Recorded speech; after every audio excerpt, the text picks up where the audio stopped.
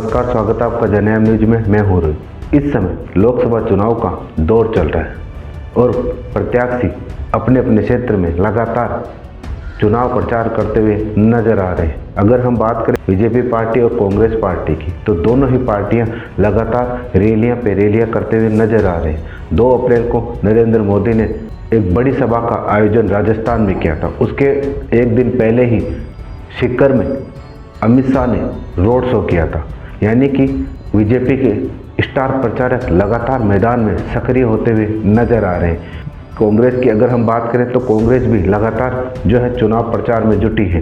कांग्रेस के कद्दावर नेता सचिन पायलट, पूर्व विधायक दिया मदेरणा, अशोक गहलोत, रंधावा और पीसीसी अध्यक्ष गोविंद सिंह डोटासरा लगातार मैदान में सक्रिय होते हुए नजर आए और एक ही मंच पर सभी बैठे हुए भी नजर आए। लेकिन कांग्रेस कहीं ना कहीं जो है विधानसभा चुनाव में हार से शायद कुछ नहीं सीखा।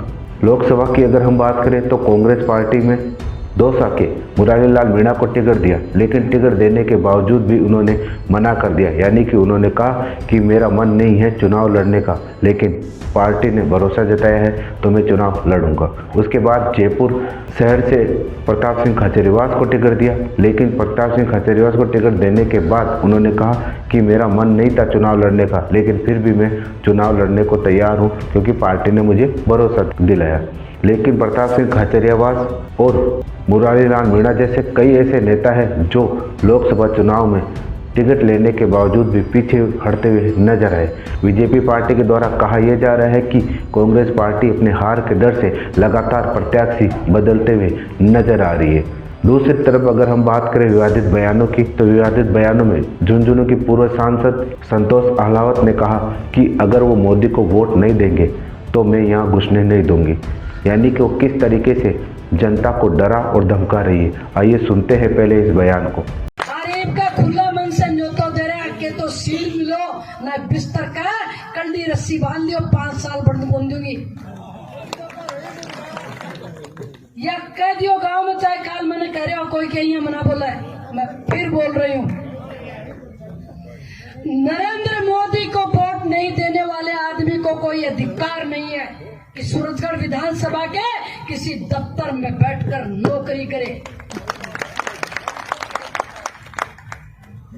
अब 28 बुद्धा पर आलियो मना, अब देखोगा कि दूसरी तरफ बीजेपी की सांसद प्रत्याशी ज्योति मिर्धा भी जो है संविधान बदलने की बात कह डाली। उन्होंने कहा कि दोनों सदनों में पूर्ण बहुमत होगा तभी संविधान बदला जा सकता है। यानी कि बीजेपी की जैसे ही सत्ता में आती है तो बीजेपी के प्रत्याशियों का कहना है कि वह संविधान बदल देगी।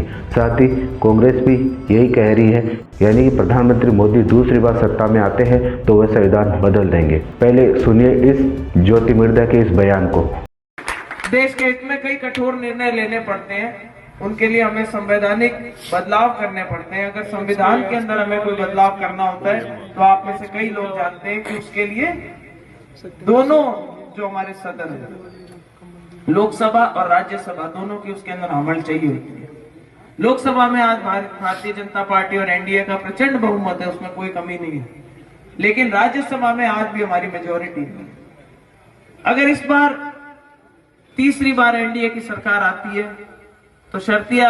आपने सुना कि किस तरीके से ज्योति मिर्धा ने संविधान बदलने की बात कह डाली। फिलहाल इस रिपोर्ट में इतना ही। देखते रहिए जनयाम न्यूज।